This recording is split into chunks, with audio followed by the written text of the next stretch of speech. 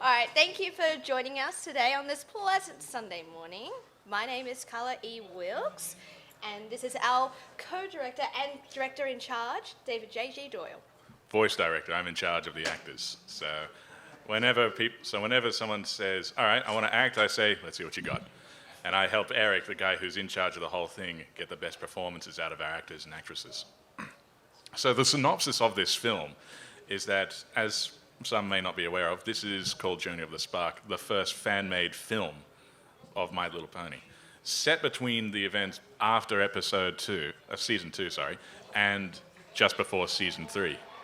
What happens is that Discord comes back, but he teams up with someone particularly nasty to get his revenge on Celestia, while at the same time, Twilight Sparkle and her friends, more Twilight than anyone else, is going through their own personal journey through a really powerful dilemma that happens in the film. So the synopsis, the story really is Twilight becoming stronger, and yes, we have someone else joining us, and I love it. Cherry Jubilee. Yes. Oh, Cherry Blossom's here. Cool. Cherry Jubilee, yeah. Cherry Jubilee. Cherry Jubilee, Cherry Blossom, it's one and the same thing. Just like how bulk biceps, before it was Snowflake, and before that it was Roid Rage.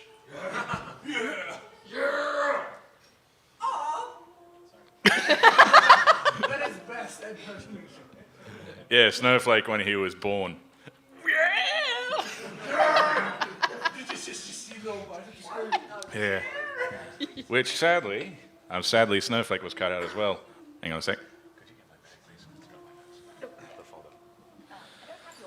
What do you mean you don't have my bag? I don't have your bag. You You've have got my your bag. Oh, Where's my bag gone? down there should be. It grew legs and walked out the door. Someone sneaked off with my bag. That down. That's it, it grew legs. Yes, it is. This was not part of the program. Oh. Thank you very much. He stole your bag. Yeah. Yes, that's mine. That's for our camera tripod. Yes. Thank you very much. All right, just notes of what to say and what not to say, pretty much. Yeah. So, does anyone have any questions to begin with, or do you want me to just keep talking? Yes, back row. I was wondering, with this synopsis, with Discord, and I'm probably going to have stab in the dark here, Chrysalis, I understand that most of the characters which are represented in the show and practically everywhere else usually portray them as basically different sides of a coin, as in they both represent different things. And did you take into account the idea that the characters themselves would seemingly be even at worst odds than their relationships with the actual main characters? I am so glad you mentioned that, and yes, we have actually taken that into account. I will say that Discord will be a little bit more evil in this film, but we have a reason as to why he's particularly evil. He wants revenge against Celestia for turning him into stone, and yeah, it gets a little bit dark from that. We've had a few influences, actually. Well, Eric's had a few influences. A lot. There's been a lot of 80s movies classics. Like, has anyone here heard of The Secret of Nim? Wow. Do you have any idea how happy that makes me feel? Because, my That's a God, big- that movie's underrated. That's a big reaction. Yeah, without a doubt, Don Bluth's best film, if you ask me.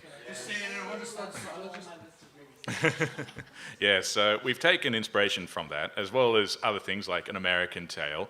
When it comes to Disney films, we've taken a few from the Renaissance, between Little Mermaid and Tarzan, I believe it was. But one thing but we've also taken ideas from some obscure ones, like, for example, The Black Cauldron. Yeah, I found that people either really like or really hate that film. But we've taken the really good elements from that, particularly a few ideas from The Horned King. But we won't say too much about that. I have one last question. Yes? Are you going more for the whimsical undertones of later seasons, including 4, or the bit of the darker, more interesting tones of the original seasons? That's actually a really good question, to which it's actually a bit of a complicated answer. We're going to be borrowing ideas, well, actually using most of the ideas from the original series, but we're also going to be following it, we're not going to make it canon, okay? We can't do that. what we can say is that we're trying to set it in between season 2 and season 3, kind of the movie in between that, as well as borrowing elements of what Lauren Faust she said she would have liked to have seen in the film, like a little bit more of the whimsical elements, as you said, but then there's also a little bit of slice of life. And yeah, that was perfect time. That was way too perfect timing. It was. Made for us. Yes. But I will say this as well, that when it comes to a few story elements, that a locket will be involved. We can't actually say too much about that because it is such a huge plot point. And right now we're joking that's what's in the box at the end of season 4. Yeah, and we can honestly say we had that idea first if it's a locket. Diamond links calling up the 2 moons. Ah, Sun and the yes. moon. Here we have I'm a Toon Link right in front of us. You called it. You called it. It's a famous person. Let's point at him. One of our animators, which reminds me, I'll get to one of the most common questions whenever we do this panel. I'm sad to say, we can't accept any more voice actors. I know, we can't accept any more. It's fine, I hate my voice. Yeah, we have all the roles filled up. We have all the extras filled up. Maybe we can... People here sound like Squidward anyway. Okay, I'm going to try and find a place for you because I like you. You're funny. Favoritism. Que sera, sera. I'll If it do works, it you on works. Tuesday. But I will give you this as to actually who our cast is. Our Twilight Sparkle, and our Fluttershy for that matter, is Meredith Sims. Yeah, Snowdrop herself is our Twilight, and she was also one of our writers. So yeah, Twilight from the thing that never happened, which is Fighting is Magic. It was fun. We also have Madeline Robinson as Rarity. It's her debut, but it's scary how much she sounds like Tabitha St. Germain. Our Rainbow Dash, you're going to love this. Emily Koch of Double Rain Boom herself. Yes. We're not holding back. Marisha Lottich, Turnabout Storm's Applejack, is our Applejack. Amanda Gonzalez is our Pinkie Pie. She's new. She's relatively new to doing stuff for My Little Pony, but she's worked with Team 4-Star. So. And she's cute, too. Oh, she's hilarious as Pinkie Pie. And our Spike is from Epic Pony Time, Sakasa Janae. And we also, our Princess Celestia, okay, I think we already know the answer to this. It's Jen McGregor, okay, the woman who did her in Snowdrop and every other thing that's fan-made. Our Princess Luna is the same girl who did Luna for Snowdrop as well. So again, we're not holding back. Hannah Trusty. Lauren Collis will be involved, and we're not going to tell you who she is. We can't tell you who she is yet. Can you tell me? You already know, and you're not allowed to say either. We Oh, all spent the entire film looking so. That's not her. That's not her. Wait. That's not her. If you ask which character she is, I will just straight up deny it. Michael Carne is our Brayburn, and it's scary how much he sounds like the official actor. Natalie Van Sistine is our Queen Chrysalis. She's from Epic Ponytime and Epic Wubtime as Octavia. And it's scary how much she sounds like Chrysalis. And Sabina C. Augustine as Scootaloo. It's her debut. And we have Kira Buckland as well, as a new character named Idaya. A new evil changeling, and and I can't say too much about that either.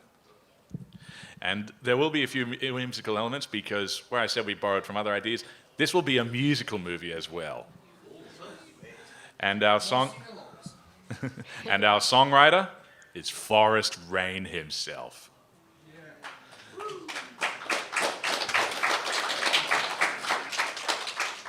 love it. I love this group. I love this crowd. Oh, yeah, Awesome. and I love it how people know Forrest Rain. Since you people just walked in, you have to applaud because Forrest Rain is writing the songs to this movie. Nice.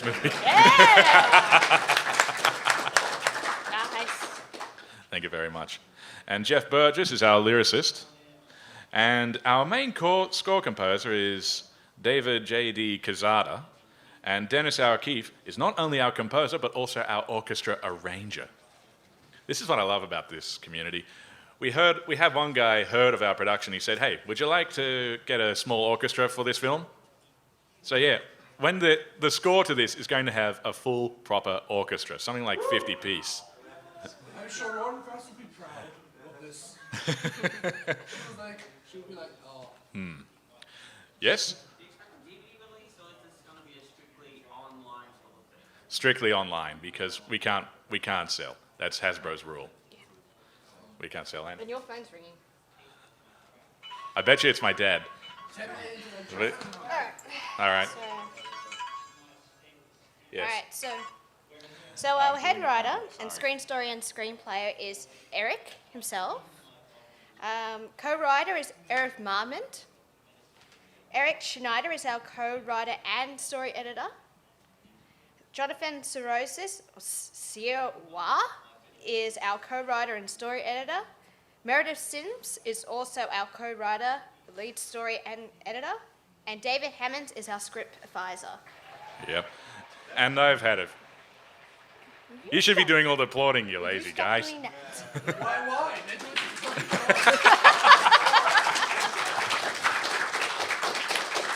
Oh, love it. What you Thank you don't very know is that we paid them. Yeah, and all I did is ask you. You see, this is why Rarity is one of my favorite ponies. Just generosity, everyone. Now, who would like to see some concept art for the film? Yes. That's what you're all here for, right? And then there'll be something special after that. Let's see. So We'll start with the old storyboard. This is being a deleted scene, but this is how we go about it. We're doing it pretty much like most animated films.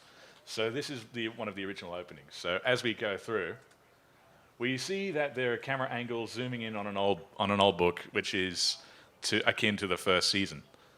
And as we go through, we see what's going on here, and then Celestia starts to narrate, "There lived a young unicorn." I'm a male version of Celestia, so don't hold that against me. All right? Yep. This will be the scene. All right?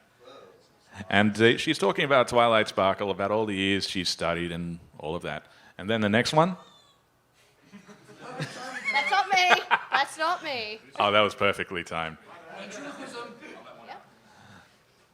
All right? And now, I love this. They like to try and, one of our lead storyboard animators likes to try and pull a prank on Eric. Eric is the director in charge. He's the number one. And there was a scene where originally Queen Chrysalis was in disguise with two of her pony henchmen, and as they're trying to find Discord. So our lead storyboard decided to make ponified versions of Michael Bay, M. Night Shyamalan, and Snooki. Anybody want to take a guess of which character is which? And when Eric first showed me this, I was begging him to let me be the Michael Bay pony. Because I would have just gone what South Park did, if you remember that, from the Imagination Land trilogy. And yeah, I will try. First, we have a great big meteor coming in going, crawl, and all like, crawl, crawl. I just really wanted to do that. And he just said, yeah. Nothing but explosions and And giant then robots. Eric just replied, no. I couldn't. But I can understand why he didn't, because it would have been too silly. It would have taken away from the movie's atmosphere. So, it would have been. So how it opens instead is that we've lost the opening narration. Instead, we've decided that it would be better just to go right into it. So it opens up with Celestia finding Discord's statue in an underground area of... No, we're not going to the stage, thank you. In the underground area of Camelot Castle, which reminds me, we actually have a layout of how Canterlot's going to look. So if you can pull that up, babe, we actually have a pretty decent map of how it's going to look like. Where is it? So it's, Would be this one? yeah, concept art pieces, I believe. No, go back. We'll get to something about that in a minute. And there we go. Oh, wow. Oh yeah, we take this very seriously. All right. Which reminds me, though we're no longer looking for voice actors, sorry to say, what we are looking for, as always, are animators. Even though we have a pretty decent crew, the more animators we get, the more likely it'll happen faster and of course, better. But now a few concept art pieces of from the actual production itself, starting with the Changeling Empire. This one? Yep. Pretty nice look, isn't it? Might. Oh, it could be. Swiss cheese land. It's.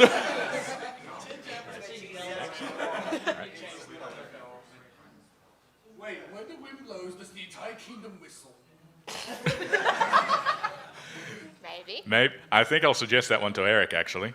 Is that in the night time? It makes a moaning noise at the end of Mission Hotline Miami. Maybe play that. And move on. Ah, yes, we have that one working on. For some reason it's stupid. There we go. And then when we actually have a closer look, you start. Well, as we have a closer look, you can actually see. You know, I'm going to hold this thing. There we go. Always to my mouth. Now you can always listen It to me might be today. better if we actually turn the lights down because the light might be too glary under the. Yeah, just a tad. Thank you. Other way. Other way. Beautiful. Oh, Oh, that's now nice. we got something happening. And now we go to the next one, babe. I think we can go back to the original thing from there. So, No. okay. No, deleting it. Do not delete it. Minor technical difficulty. And this is just another part of the canal. Now the next one, this is another new villain being introduced. All right. For this villain, his name's what's his name? All right, I'll get to that in a minute. Yeah. We can't. Yes, we have a changeling scorpion in the film. I can't tell you what his purpose is, but I can say yes. We have a question in the back. Is this a separate changeling that go independently, or just a changeling that changed to look like a scorpion? That's a good question, and sadly, I actually can't answer that. But I can say this: you're looking at this thing's voice actor. Thank you. Yes? We actually went through a few, and again, I won't be able to give you, but I'll give you something to guess with. I mean, we went through a few ideas. I mean, we originally went through something like this, and then I decided to think, maybe I should borrow from Fred Tatasciore, and just started looking at his works, then Source War for Cybertron. I originally thought his rendition of Megatron is awesome, and then... Yes, Arnie, how? I'll be back to snip you. But then one that even Meredith likes thus far is one I borrowed from Triptychon. As you command, Queen Chrysalis, readjusting alignment, initiating bombardment of Ponyville. And that's not going to be used in the film. Well, that line's not going to be used in the film, but we can tell you his name, Carla, if you will. His name's Teffabob. Okay, so for all of you, we have a little guessing game and we have a prize. If you guys can tell us his name, Teffabob spelt backwards, you get our Journey of the Smart. There was actually a better way to go about that. So, You ruined it. Get out. You ruined the entire thing. however, since you were the one who guessed it first, you get a free poster of Journey of the Spark.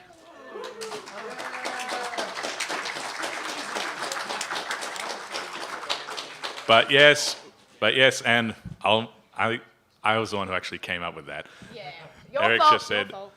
And I just said, we need a Star Wars reference. We have it happened in the official series, as well as a Star Trek reference. I mean, Discord is used by Q, for God's sake. And on that note, I can tell you who our Discord is. Reagan Murdoch. Rev 897. Yeah, I can see all the stunt silence. And as you all know, it's scary how much he sounds like John Delancey. And whenever we did so many script readings, he even when he was threatening, he was outright hilarious. And I cannot tell you any lines, but he gives some really good insults to Queen Chrysalis. Insults. Such as, this is in the opening film, so I think I can get away with this, just this one line. And I thought that there was a brain in that cheese-grated mind of yours. And that's only one of many other great lines that he has. And even though if you think I've ruined it for you, trust me, it's funnier when he says it as Discord. Please tell me there's a whistle joke in one of these.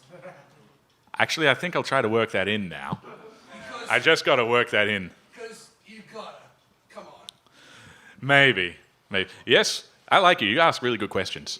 I was wondering, it seems that you're going to definitely be going into a lot of changing backstory, like practically saying yes, there was a high, blah blah blah blah blah. But are you going to get a lot? Are you going to look into a lot more of the so-called fan came by changelings? Like a few things that people split on. Like, is there hive mind, or is there method or not? Like free music snacker on? Are they like just free will that follow the queen anyway? Right now, I'm wondering why you're not working for Hasbro. But we actually won't be going into too much detail because this story is about Twilight and her friends. But you will get a few inklings as how to the changelings think that they do have a loyalty to their queen, but it may also show that they do have a mind of their own, especially in Teffabob and Adaya's case.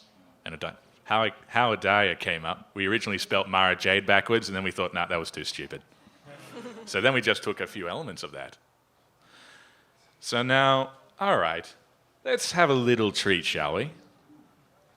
We're going to show you the animatic to the first song. You It's ready? called On Our Way. And in the recent top 100 Brony songs on that list, which I keep forgetting, it's from Equestria Daily. This made number 71. And this isn't even properly realized yet. So, take it away, Kaz.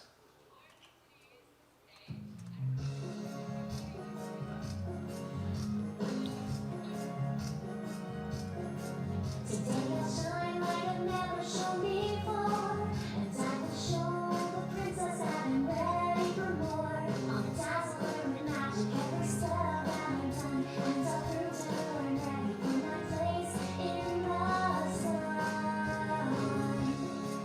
There's Rainbow Dash. Today I'll be what I've never been before, and I will take to the skies, spread my wings and soar. There's a brand new spark in the sky today, and as sure as I start, we are on our way.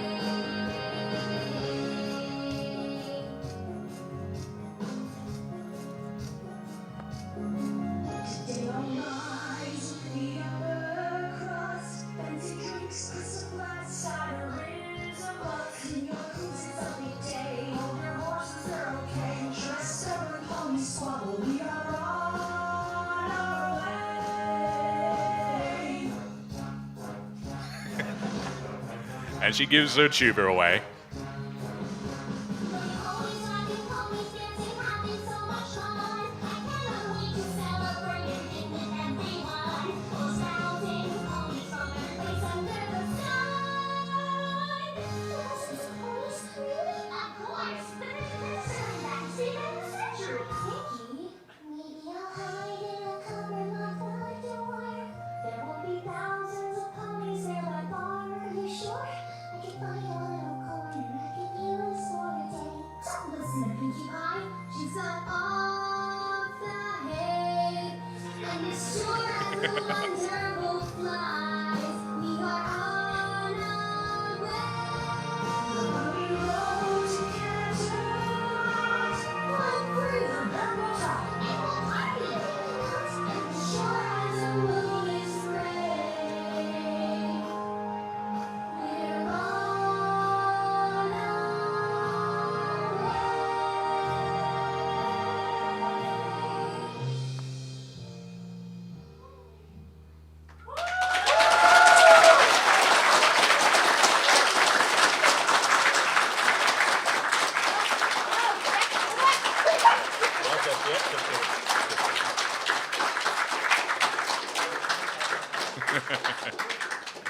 Thank you very much. And I love how you're clapping there, Hank. Just Oh, so great. yeah, so very, So yeah, graceful, so very. I'm tuning. So graceful. Yes, and notice how the tunes also work with the personalities and sometimes even the combinations, especially with Pinkie Pie and that tuba. I just love that. Tuba. All right, there we go. Making sure that you can all hear me. Isn't it? And that's just one. There's a. No, and sadly, no, we don't have that song in there anywhere. No. It's Disney owned. We can't do anything like that. But there will be at least, we're looking at 7 songs involved. And again, I can't go into too much detail with that because it's still in pre-production. Okay, here's something that you won't tease. Just how it'll actually look when it goes from storyboard to animation, just with one of the background things. As you can see, it looks like that. And then here we go. And then we have polished, then we have then we have proper animation, and then the final polish.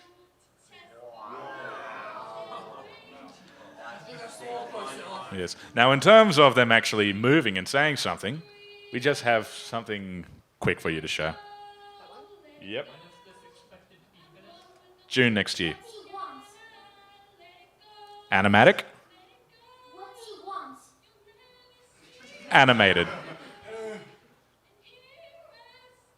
What he wants. And yes, and that's still not the final product, but it's almost there. It's like 90% there. So yes, we are working really hard to get this film out underway. Doing everything smart, doing everything clean, and of course, doing everything that's akin to the original show. Yes? What would be the optimistic current date of release, and then I suppose the most likely, most probable one?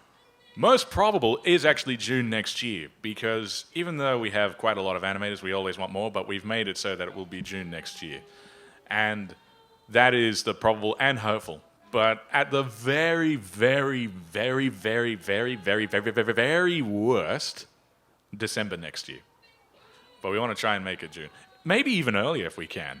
But we also wanted to make it a summer release.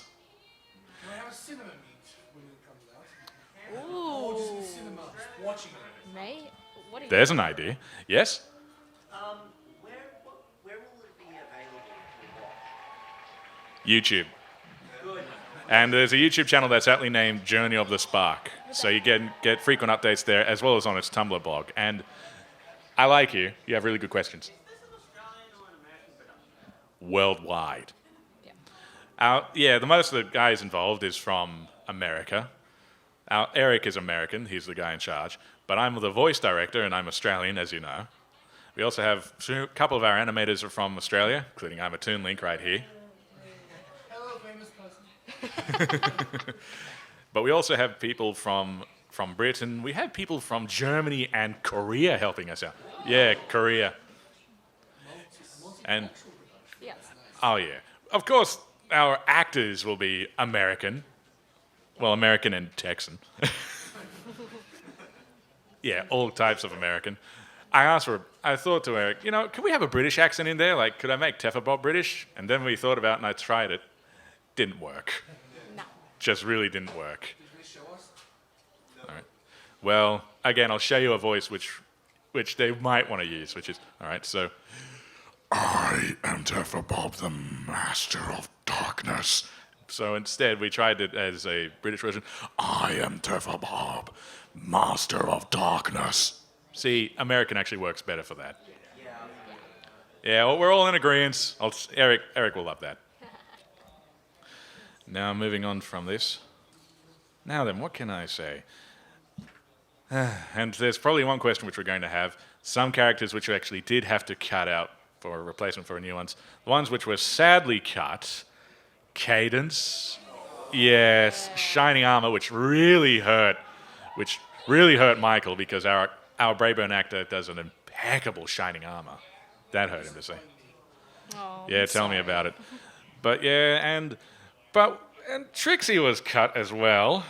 Oh. But there will be a cameo from the Cutie Mark Crusaders, Yay. as well as a few other members of the Apple family.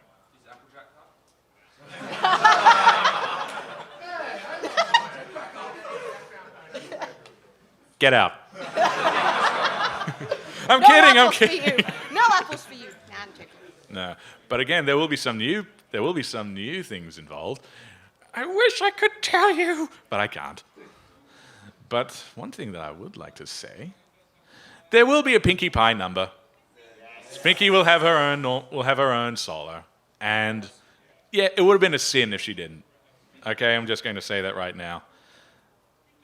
Nightmare Moon was in the original cut, but she was sadly cut. But she was replaced by something else, which is truly magnificent and also original to this film. Again. Oh yeah, and Nightmare Rarity. we're not doing that mega evolution thing from Pokemon, okay? You see a human just go. She's evolving. Yeah.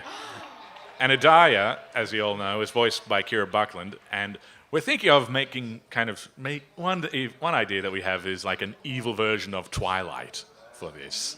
So that's one idea that we have there. We're just doing the last figure. What keeps going on behind me? Thank you.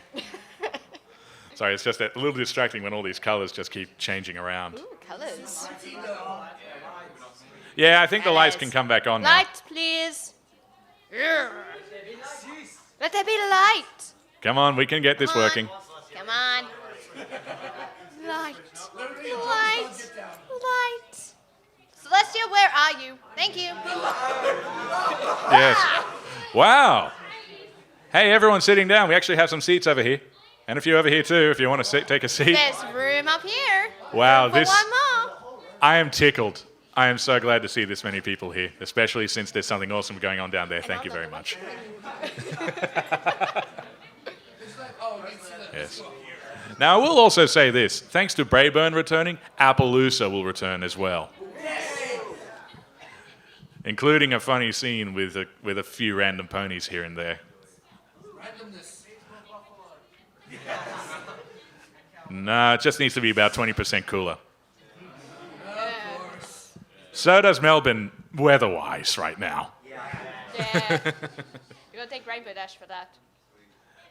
Oh, we can thank Rainbow Dash for heaps of things, including one thing which I'm really looking forward to, so it's all going to be amazing. But, all right, I'll give you a little bit more about what's going to happen in the intro.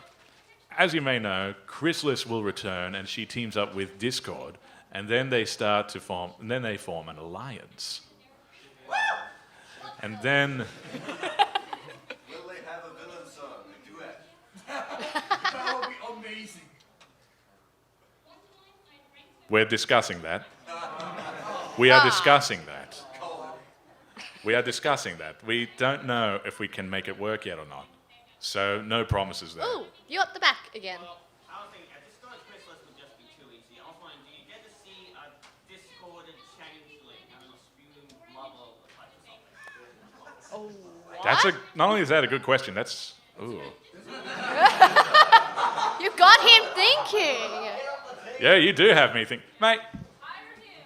I'm actually thinking that we could have you as a creative consultant of some kind right Come now. and see us afterwards. We might discuss something. Oh yeah, but to actually give an answer to that question, not that I know of, but we will have Discord doing some really crazy things with his metamorphical abilities. Is that really a spoiler? Come on, it's Discord for crying out loud. But then after that, as you saw there, the main six were invited to go to Canterlot for a great big celebration. And to what that is, that's where I have to sadly cut off and say I can't talk anymore. I know, we are very, very secretive, If we but told you too we're much. trying to... Minimize spoilers. Yeah. Oh yeah, because there are so many plot elements in this, it is not fun. Okay, it's not Inception grade complicated, but yeah, there's some really big things like, all right, how would you actually like to know how we came to the idea of this film? A lot of it is actually Eric's own story. Like, even though we've had our own writers in charge and whatnot, he was the man in charge. A lot of the biggest influences came from some of the old Disney films and some of Don Bluth's best works, as well as a touch from All Dogs Go to Heaven. And when you see the film, you'll pretty much see which scene we stole. But as well as a few from the live action films, like Brazil, I think it was, a few of Terry Gilliam's works. But where Eric's biggest influence came from was his own personal life. Yeah. When he was growing up, he had it a bit rough, but his grandmother was always there for him, and when he said that I wanted to start making films, she said, go right ahead. She was always there for him, and always there for the family. She didn't bat an eyelash, even when it came to the most obscure things. I mean, let's face it, we bronies still get prejudice about My Little Pony, right? Yep, we do. That annoys me. Yes? Question in regards to writing that you mentioned just then. In terms of hierarchy and things like that, how does that work? So you mentioned the main concept is from the lead and everything, but you also have a team of writers. How do they all organise each other, their own input, and how it all comes about? That is a brilliant question. To which I say, are you familiar with Google Docs?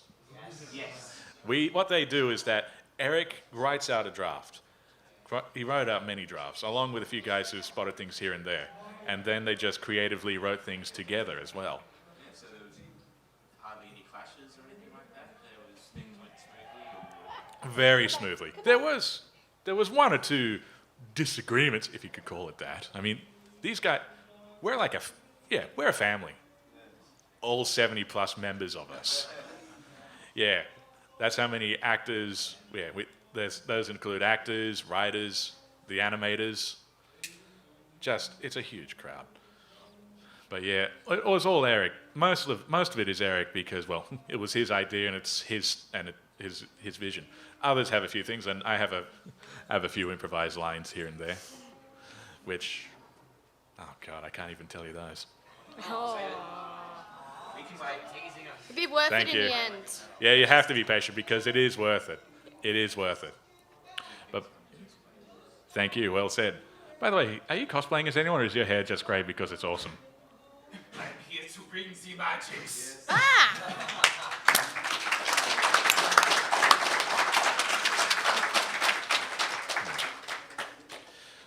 But yeah, a lot of this story actually came from Eric's personal life. Last year, 2013, I think was hell for everyone. But it was particularly bad for Eric because during that year, his grandmother was passing away from cancer. And he tried to spend as much time as he could with her. And then when he thought about that, he thought of so many links between Celestia and Twilight there were. Because, let's face it, Celestia is kind of a second mother to Twilight. Yeah. And the film has a little bit of that in its premise. As to how it comes about, that I can't say. But I can say that there will be some lines in that film which Twilight says to Celestia that Eric wished that he could have said more to his grandmother, who sadly passed away last year. So this is one of the biggest things about the film. It's a homage to how much talent, pure talent and skill that we bronies have. Yeah. How much we have the love for the show, how much we respect Lauren Faust for giving it to us, but also it's a lament to Eric's grandmother. And I'm actually very honored that he's made me a part of this project because I've met so many wonderful people through it. And I've made some really good friends. And as I said, we've created a family together in this. And I can also be proud to say that I was one of the guys who directed Meredith Sims when it came to Twilight. And she was just amazing. Fluttershy, oh God. She was hilarious. Especially whenever we read the script sometimes, some of us would just do something crazy. Like, for example, I kind of said, okay, the script has not only the dialogue, but also the action that goes on. And as soon as it said, horns blow to announce Celestia's arrival, I just came in and just went... And we were laughing for a good 10 minutes. And then I said, the fanfare of the ducks. And whenever Eric is feeling sad, or whenever the whole group feels sad, I just come in and go... And then they all break down laughing. They just go, damn you, David! Or another one where Meredith is a really delightful girl, but whenever she goes to do Fluttershy, sometimes she can be a little nutty. And she just created what she likes to call Gollum shy. During. My precious bunny angel.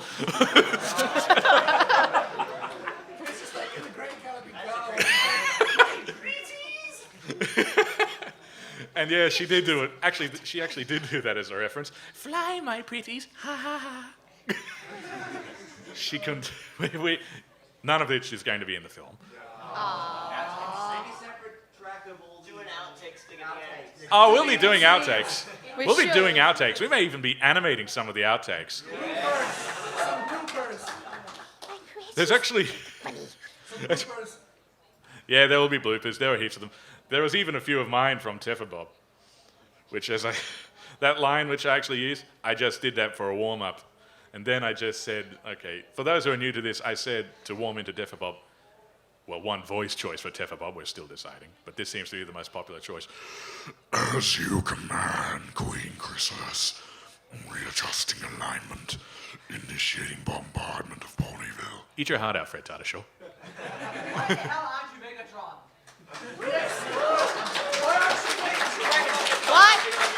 Why isn't he Optimus Prime? Actually, there's a line... That's right. I've actually been begging Eric to use Optimus somewhere because before time began, there was no Michael Bay. And only good directors were allowed in Hollywood. See now. I have no idea what happened to him, but he was once a good man until he was betrayed by the Decepticons. They've made him think too much on twists and not enough where it truly counts. Yeah, just a little bit about myself. Peter Collins, my personal voice acting hero. Of course, I have heaps amounts of influences, but I just loved Optimus Prime as a kid. But at the same time, who didn't? If you don't like Optimus Prime, you don't have a soul. Amen. Wow, that just made me realize how old I am. Don't worry, we're all adults. It's okay. It's okay. We still love you. I actually also realized I'm actually one of the oldest people in production in this film. There's only two. I'm 28 this next March. One of our other guys, we have only two other people who are 30, even though they don't look. Sakasa's 30, and yet when you actually look at her in picture, she still looks like a teenager. And if you ever see Jen, the girl who voices Celestia and all those big things, she's turning 21 this year. Yeah, she's young. And when you see her, she has this cutest baby face. She only looks like she's 12. and she's only like 5'2", 5'3". She's really short. And just so delightful, so cute. It's really hard to imagine this really deep, charming voice coming out of her. Especially, well, not too much because her voice is relatively low, but she's a soprano naturally. But she has that really, she's just so cute. I'm just going, you're too cute to be Celestia. She looks too cute to be Celestia. But then I also realized just how much I appreciate so many people. Just, again, I'm one of the few who's over 25. I think I'm like one of the only 5 out of over 70 people involved. Just made me realize just how talented some of these kids are. I mean, as you saw that frame there, that one where it was just a rough evolution to the animation, that was one guy. That was one guy. And we have...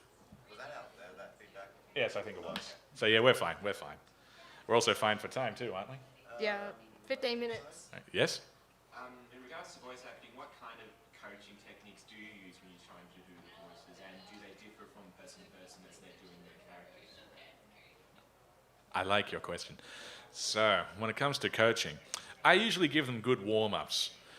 What Eric and I do after the warm-ups is that we tell them exactly what the scene is going to be. We lay out the scene, we lay out the premise, and we give them the motivation which they need, like to cause pain, to cause happiness, to give information. My job in particular after that is to get the right nuance, the right emotion, and definitely the right sound. Like, for example, there's a difference between "you're the best friend I ever had" to "you're the best friend I ever had." Like some subtle things like that. Yes, inflections. Now you have a question. Yes, just as you brought the dynamic vibe in the animation, Sorry, I can't hear you. just because you brought the dynamic vibe in the animation up again, how long did that actually take just for those two scenes to evolve to that point? That there when it came to... Oh, that's a great idea. We have a wireless mic. But how long did it take? At least when it came to that one guy, because remember, these are people who volunteer their times out of their day jobs. That took 2 weeks. 2 weeks. And even if you're doing it full time, that's still relatively fast. And, all right, any other questions here? Don't be afraid. Well, I think we got one over here. Yes, there's one over there. Just there. Ah, yes. In regards to casting voices and getting animators and writers, etc., how did you go about doing that? Well, Eric was the man who was in charge of all the main cast. My job was to get them acting. But what I did also was get all the extras and scout other people who sadly had to be replaced. We actually went through something like 3 rarities before we finally went through on Madeline because heaps of them had commitments. I mean, that song that you actually heard there, that was not Amanda Gonzalez as Rarity. That was, oh, now this is a big ouch. That was Emily Fiado, Pinkie Pie from Fighting is Magic, and so many other things. And we sadly lost her because of a schedule conflict. But as to actually how we go about it, we listen to what the characters can emote rather than how closely they can sound to the originals. Because even though, as you heard, they can sound really damn close, we're after how well they can interpret the characters for themselves. And then when it comes to the extras, how even if it's just one line, you still have to act in the same league as Christian Bale or anything like that. Because one dot line, it kills it all. Yeah. You? A while back, I heard something about a hacking incident. Do you care to elaborate on that? Ah, Hasbro. Yeah. There's been so much going on there. We went through hell for a week. Right. Actually, more than that, didn't we? Oh, yeah. We're trying to get into contact with Hasbro again to make sure that we're still okay for this film, hence why it's on a bit of a standstill. Yeah. But as for the hacking epidemics, we've been hearing so many things going about it, including Hasbro including, you know what? Here's something scary for you. Apparently, from what I've heard, there have been fake cease and desists being sent. Yeah. Yeah. Yeah, we just heard about that, and our minds were blown. And how we learned that they were fake, well, they send it to you through post for starters. They don't actually send it to you through email.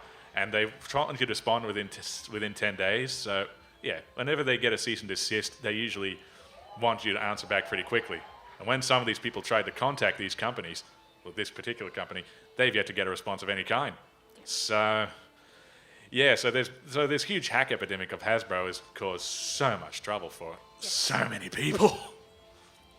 So, yeah, sad to say that, okay, we weren't exactly hit with something quite as big, but we were still hit with something that was just really annoying, which has just made everyone scared and just made, okay, let's just keep cool about this and we'll just be smart about it. Yeah. So, yeah. That's a really good question, by the way. Yeah. Now, exactly. Keep calm, flutter on. Yes. Yes? I have a question regarding the... Hang on, after the cheering, mate, because... You can shut up now. PG-13. Okay.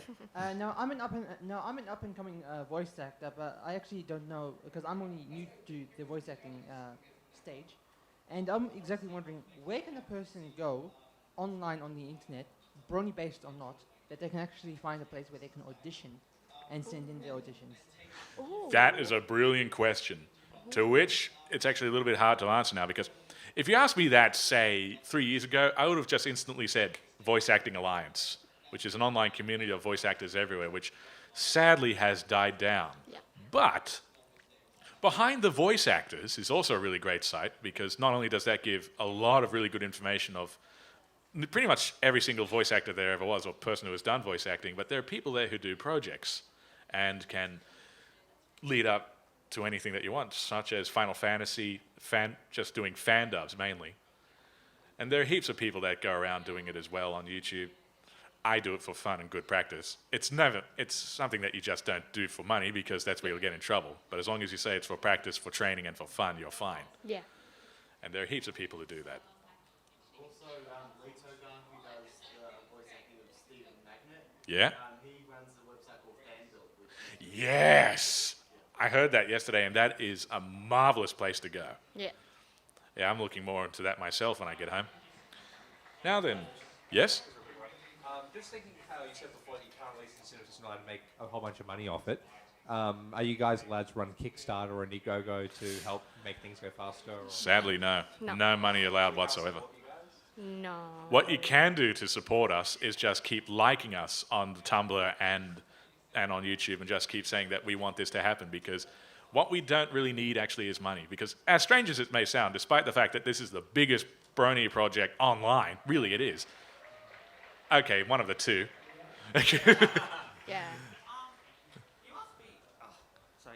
It must be possible to get some finance or something, not from the movie itself or Kickstarter, but from the actual ads being shown on your homepage, right?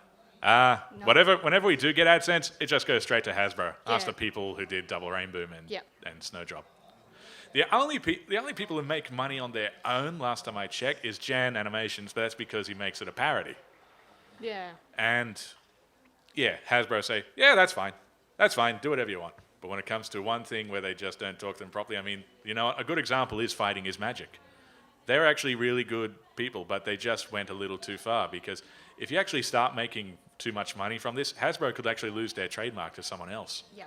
Yeah, that's the thing about copyright. It's that serious. That's right. And sorry, but that's one of my new favorite songs.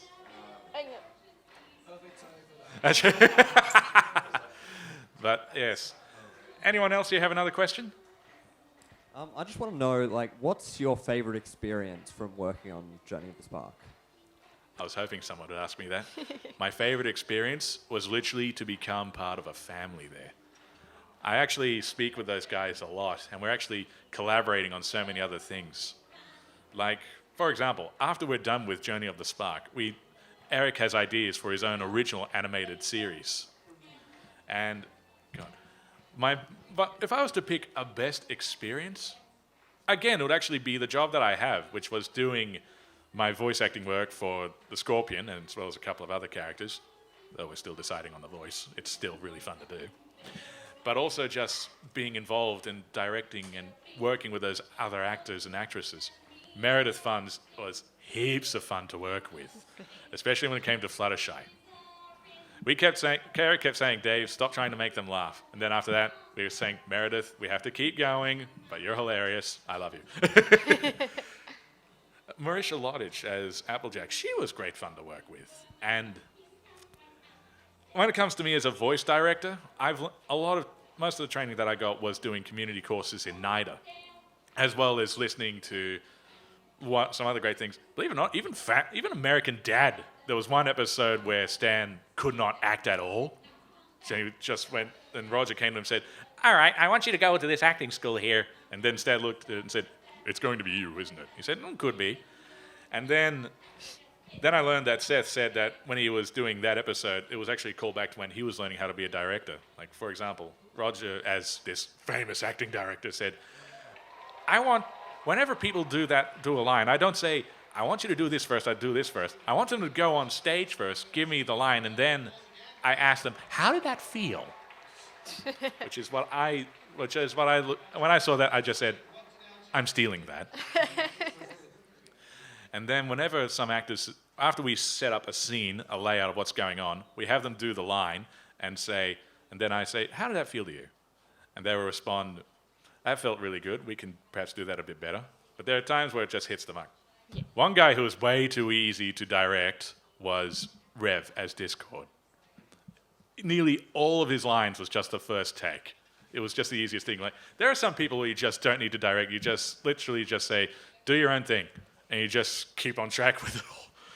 And I lie. It was both the easiest and the hardest to direct Rev. Because even though he got it within the first take, it took us somewhere between 2 to 3 minutes to recover from our laughing fits.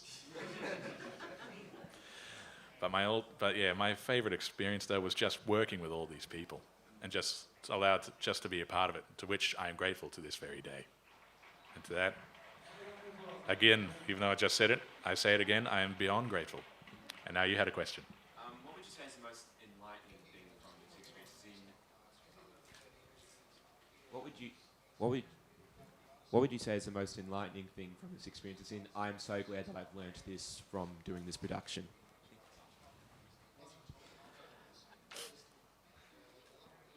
When Eric said to me, "Thank you for being there when I needed you the most." Eric went through so much unfair hell last year. And I'm pretty much like, I'm one of the big brothers of the group. Yeah, I'm that old, okay? I'm around other people who are between 18 to 20. One of our animators is 12. I hate her. She's too talented for her age. But yeah, when Eric said that, I was grateful that I was there to help him out, not only with his acting experiences, but also with his life issues. And not only that, a few other actors and actresses went through a bit of that as well. Yeah. So when you become, that's actually one thing I've learned when you become a director. You not only become in charge of a project, or at least in charge with a project, in my case, you also become kind of a counselor, which actually does come with the territory. Christopher Nolan can tell you all about that. And let's probably leave it at that, because that guy also went through way too much unfair hell. So you had a question? I think we've got time for 2 more questions. Do you have a favourite episode? That's not fair! I don't know if I have a favourite episode, but I do have a couple of favourite moments. One of them being Twilight going crazy in the second episode. The other one, now this is where a lot of people kill me, is when Twilight finally became an alicorn. Yes. Well, that was an awesome moment. I felt that the whole episode was rushed, but it was more than made up by the fact that it was very musical and very heartfelt. Yeah. So, yeah, I don't have a favourite episode, but I do have a few favourite moments. Yes? And then him, because I like his questions. Best pony? Oh, you're cruel. You are cruel. Twilight. Fluttershy. Because I do such a great Fluttershy. Though Applejack's up there, because we actually come from a country background as well. Not only do I come from a family of actors and artists and doctors and nurses and teachers, I also come from a family of farmers. So a lot of my favourite songs are actually whenever Applejack sings, which I'm glad to see more of. I mean, that song Where Apples Together, I can just sing all day long. And you? Best plot. Oh! Wait, what? Best plot? Oh. Now that's a really good question. Best plot. Best plot. Best plot, best plot, best plot. Right now I'm actually thinking of all the Cinemaire scenes that FM Fluttershy did, and right now I'm trying to think which one had the least amount of those. So, best plot. You know what?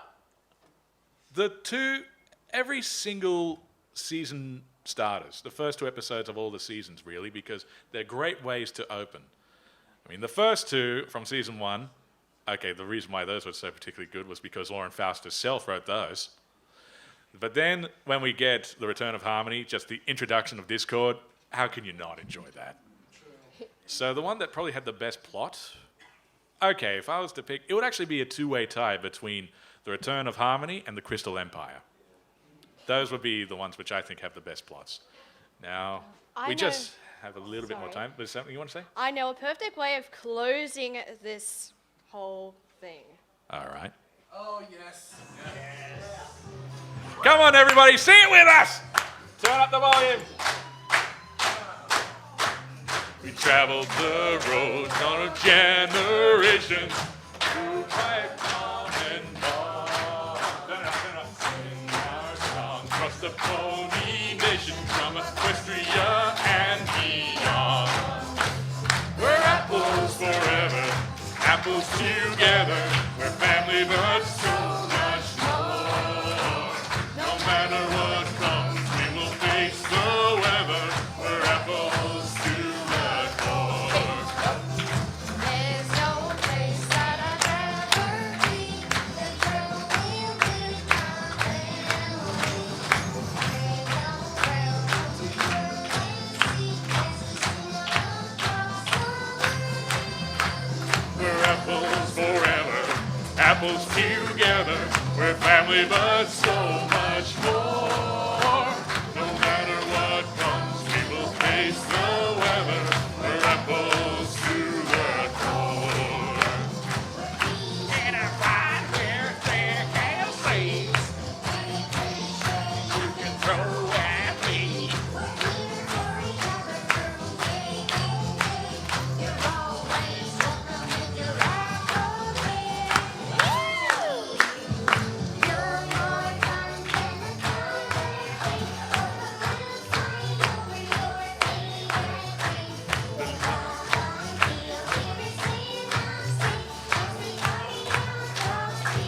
Instead of apples, say bronies. We're bronies forever, bronies together.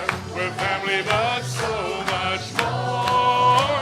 No matter what comes, we will face the weather.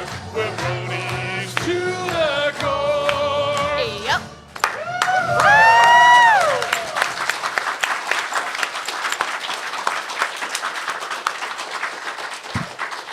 And This panel, if you're going to stay for the plushie panel, stay here. If not, can you please exit immediately? They need to come in and get set up. thank you very much Thank for coming, you. everyone. Means a lot.